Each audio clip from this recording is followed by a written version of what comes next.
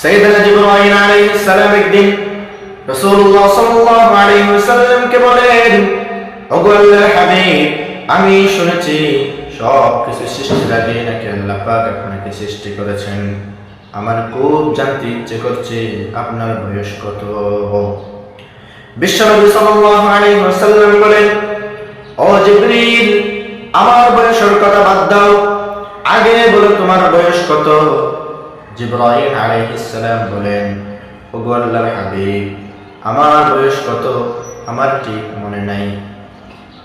আল্লাহ পাক আমাকে কখন বানিয়েছেন আমার মনে নাই, তবে আল্লাহ পাক যখন আমাকে সৃষ্টি করেছেন, সৃষ্টির পর পর দূর আকাশে আমি একটি নক্ষত্র দেখতে পেতাম, যেই নক্ষত্র একবার উদিত হলে 70,000 বছর পর্যন্ত থেকে যেত। ওই নক্ষত্র যখন আবার অস্ত যেত